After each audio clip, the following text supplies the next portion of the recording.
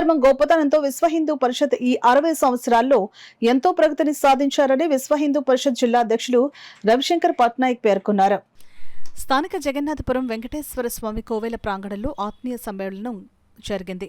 జిల్లా అధ్యక్షులు రవిశంకర్ పట్నాయక్ మాట్లాడుతూ హిందూ ధర్మము గొప్పతనం విశ్వ హిందూ పరిషత్ ఈ 60 సంవత్సరాల్లో సాధించిన ప్రగతిని వివరించారు.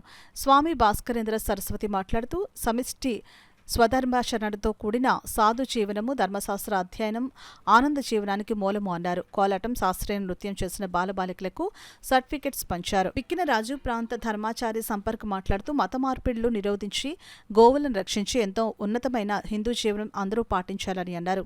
కార్యక్రమాన్ని విభాగ సంఘటిత కార్యదర్శి గోవింద్ సభ నిర్వహించగా జిల్లా కార్యదర్శి రాజరాజేశ్వర రుద్రశర్మ ధన్యవాదాలు తెలిపారు.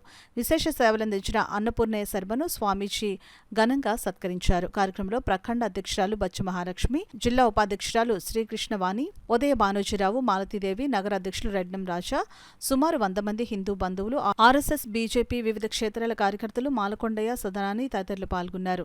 తొలుతగా సాంస్కృతిక కార్యక్రమంలో భాగంగా శాస్త్రీయ నృత్యాలు, కోలాట ప్రదర్శనలు, లక్ష్మీ అష్టోత్తరం, సామూహిక విష్ణు సహస్రనామం పారాయణ జరిగాయి.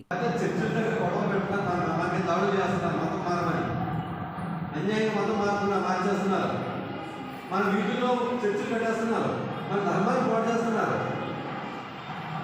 మన వాళ్ళని తిరుగుబాటు చేస్తున్నారు, మన వాళ్ళు మతం సరిపోతే మన వాళ్ళు ఏం చేయలేకపోతున్నారు. అటువంటి సమయంలో ఈ యువశక్తి భవిష్యత్తు వాళ్ళు వెళ్ళి ఎదుర్కొంటారనమాట. ప్రాణాలు కూడా తెగిస్తారు. వాళ్ళు ప్రాణాలు ఇవ్వడానికి కూడా సిద్ధమే ఆ పోరాటంలో. ఈ ధర్మాన్ని మనం కాపాడుకోవడానికి హిందూ పరిషత్ ఈ సంస్థలు ఏర్పాటు చేస్తుంది. అందులో మెడికల్ విభాగాలు ఉన్నాయి. గోసేవ, గోవులు రక్షించుకోవడం, గోవుల్ని చంపేస్తారు ఎక్కడికక్కడ. ఈ ముస్లిం సంఘటనకి భక్తులు వచ్చేది కొన్ని లక్షల గోవులు చంపేస్తున్నారు. రోజు కొన్ని లక్షల వేల ఆవులు అలా వెళ్ళిపోతాయి దారిలో చంపేస్తున్నారు. ఆ గోవులు రక్షించి గోమాతను పూజిస్తామని మాత్రమే చూస్తాం. గోమాత తల్లి పాలు కన్నా గోపాలు మంచిదంటారు. తల్లి పాలతో సమానం గోపాలు కూడా.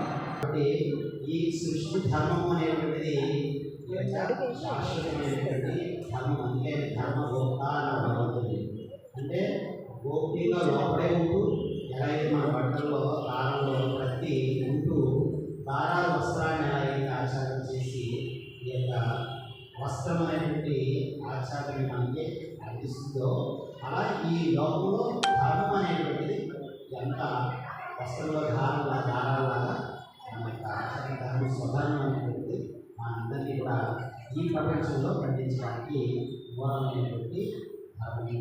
అది మన కుటుంబ వ్యవస్థ. కుటుంబంలో అమ్మ నాన్న, వారు అమ్మ సత్యం, నాన్న ధర్మం. ఈ ఇద్దరి యొక్క సంతానమే కరుణ, కృప, దయ. అందుకని సంతానం అనేటువంటిది తల్లిదండ్రుల యొక్క కృపతో వారి యొక్క అన్యోన్యమైనటువంటి త్యాగంతో ఎలా అయితే ఈ ఇంకొక తరాన్ని అందుతుందో అలా ఈ సత్యధర్మముల యొక్క సారభూతమైనటువంటి త్యాగం వలన కరుణ, కృప అనేటువంటిది